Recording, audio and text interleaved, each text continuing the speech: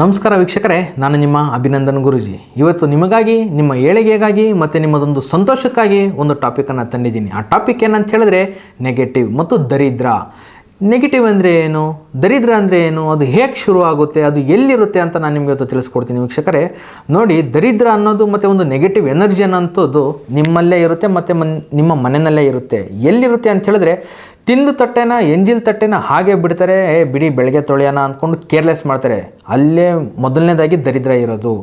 ನೀವು ತಟ್ಟೆನ ತಿಂದಿದ್ದು ಅಲ್ಲೇ ತೊಳಿಬೇಕು. ಅದಾದಮೇಲೆ ಮನೆನ ಯಾವತ್ತೂ ಸ್ವಚ್ಛದಿಂದ ಇಟ್ಕೋಬೇಕು. ಮತ್ತು ಪರ್ಕೆನ ಯಾವುದೇ ಕಾರಣಕ್ಕೂ ನೀವು ಕಾಲಲ್ಲಿ ಒದೆಯೋದಕ್ಕೆ ಹೋಗಬಾರ್ದು.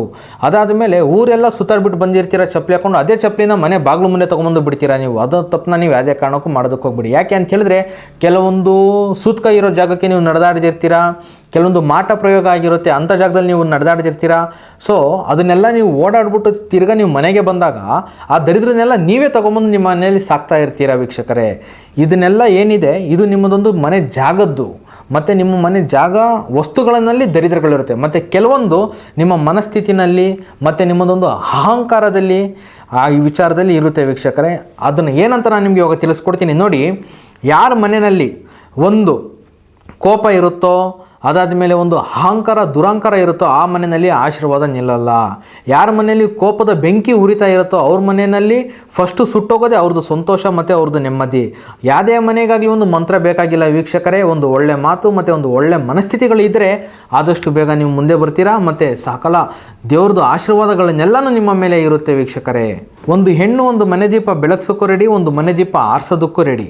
ನೋಡಿ, ಎಷ್ಟೋ ಜನ ಹೆಣ್ಮಕ್ಳು ದೀಪ ಹಚ್ಚಿರ್ತಾರೆ, ಬೆಳಗ್ಗೆ ಪೂಜೆ ಮಾಡಿರ್ತಾರೆ, ಮಧ್ಯಾಹ್ನ ಅಷ್ಟರಲ್ಲಿ ಒಂದು ದೀಪ ಆರೋಗ್ಬಿಟ್ಟಿರುತ್ತೆ.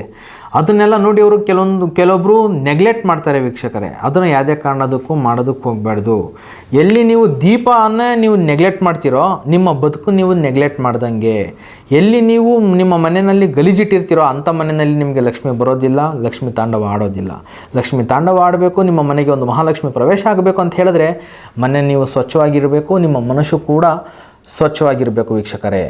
ಇದನ್ನು ನಾನು ನಿಮಗೆ ಹೇಳ್ತಾ ಇದ್ದೀನಿ ಮತ್ತೆ ತಪ್ಪದೇ ಇದನ್ನು ನೀವು ಫಾಲೋ ಮಾಡಿ. 15 ದಿನಗಳಲ್ಲಿ ನಿಮ್ಮ ಮನೆಯಲ್ಲಿ ಏನು ಬದಲಾವಣೆ ಆಗುತ್ತೆ ಮತ್ತು ನಿಮ್ಮ ಜೀವನದಲ್ಲಿ ಏನು ಬದಲಾವಣೆ ಆಗುತ್ತೆ, ನಿಮ್ಮ ಜೀವನದಲ್ಲಿ ಏನು ಏಳಿಗೆ ಆಗುತ್ತೆ ಅಂತ ನೀವೇ ನನಗೆ ಕಮೆಂಟ್ ಮಾಡ್ತೀರಾ ವೀಕ್ಷಕರೇ.